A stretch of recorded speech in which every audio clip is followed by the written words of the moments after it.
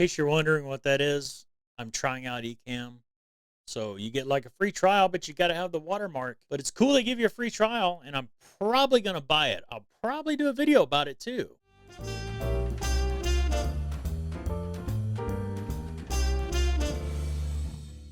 What's up, everybody? I'm Johnny.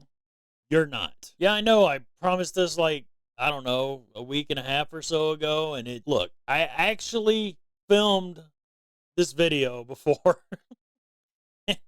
And I screwed something up with the codec and it was all choppy, so I just couldn't deliver that. I'm not, my audio, I'm still struggling with my audio, still struggling a little bit with the video. Although we are in full frame goodness right now. I've got the Sony A7C with the 24 millimeter Samyang 1.8 at 1.8, so we're getting that luscious goodness behind us.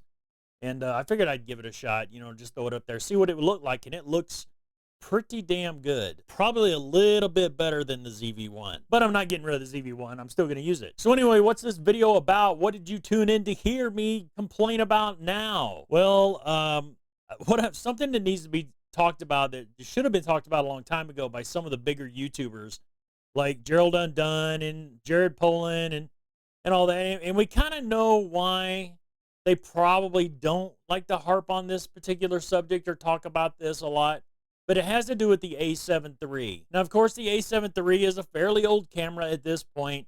It was a masterful camera when it came out. It was just something amazing. It was unlike anything else on the market in its price range. It was just everything about it with the video and just the stills performance. It was just a crazy good camera. And at 24 megapixels, had the same autofocus as the A9. There was just so many different things. It had the big Z battery in it, so the battery life was phenomenal.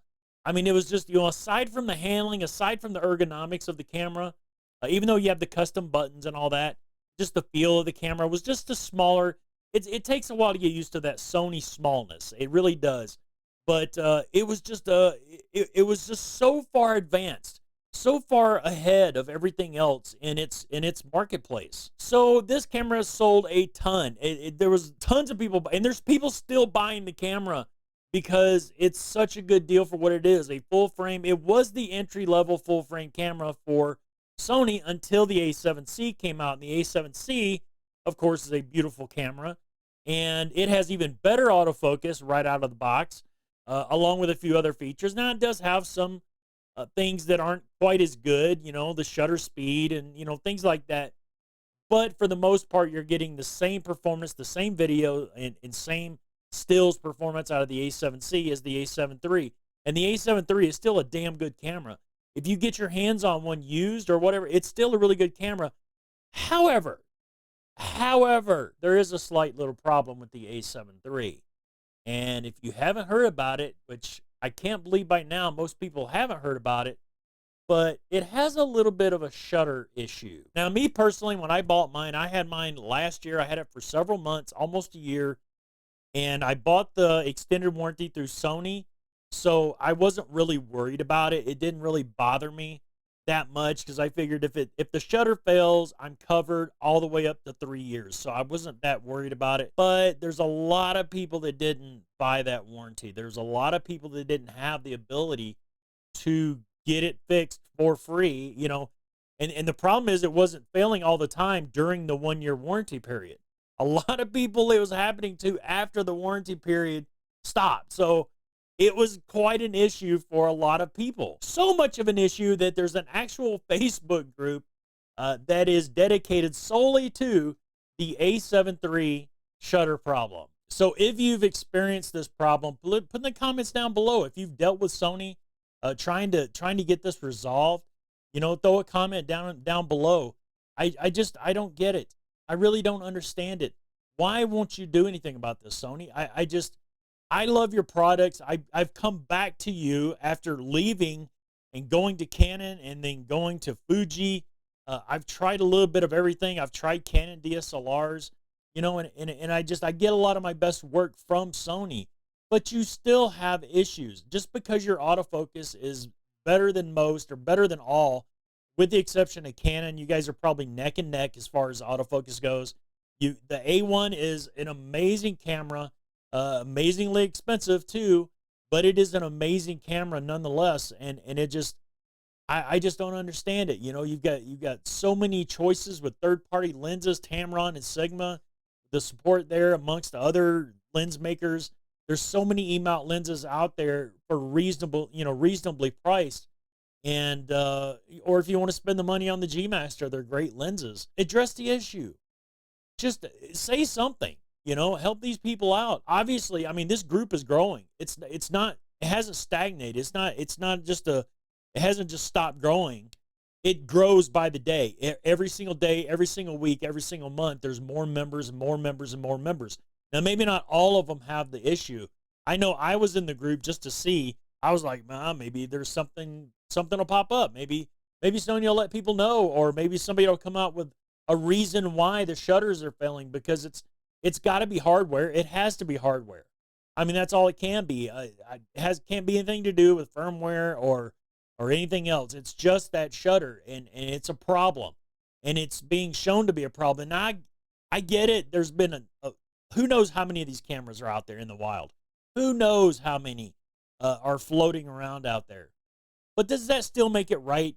Does it still make it right that several thousand people are having this shutter problem, even though millions were sold? Is it still right? No, it's not right. There's been other companies that had to issue recalls. Nikon, was part of that. People thought it was going to kill their business, and it probably hurt them for a little while, but they're making a comeback. Sony's like one of them companies that's too big to fail. And they're a consumer electronics company first. They're not a camera company only. And plus they're making money selling sensors to all the other camera manufacturers out there. So they're making plenty of money. It can't be a money issue. You can afford it. You can afford to do a recall or help these people out if the shutter fails, or just find a fix for it. Figure out what it is. Is it something you guys screwed up? Is it just bad tolerances? Is it something through a certain factory, like a certain line? It was run. Maybe it was made on a Friday and Monday was a holiday, and you've got 5,000 of these out in the wild, and they're all going to fail multiple times. Say that. Tell us that. I mean, it's just so frustrating. I feel the frustration of these people in this. They spent their hard-earned money on one of your cameras, and you're just ignoring it. You're trying to ignore it and move on to the next model, the A7 IV, and just completely wash away the fact that the A7 III has a major problem. And it saddens me that these big YouTubers, and I hate to keep picking on the same ones, but they're the only two that pop into my head right off the bat, is Jared Polin and Gerald Undone. I almost lost it for a second. Stop being afraid of the hand that feeds you, and just, stand up. I mean, I think you guys say what, I think you're honest guys, you and along with a lot of the other YouTubers. I think you're honest, and your heart's in the right place in a lot of times. And I agree with some of what you say, and I disagree with some of what you guys say. But this is a serious issue. This is a serious issue, and it may not be, just because it's not affecting you doesn't mean it's not affecting the people that watch your show or watch your videos. Don't they deserve to know something? Don't they deserve to have somebody stand up for them? I mean, come on, do something. So that's my little rant. That's the video I was going to do a week and a half or so ago. So I'm doing it now, and there it is, the A7 III shutter problem. So beware if you're going to buy an A7 III, just to understand there is a slight chance that you might have this shutter issue. It sucks, but you've got to take it into consideration when you're thinking about buying a Sony A7 III. So that's pretty much it for me. Thanks for watching, liking, sharing, subscribing. Please subscribe. Please like this video if you want to see more content from me. And I appreciate all of you. We'll catch you again real soon with some other type of video. Okay?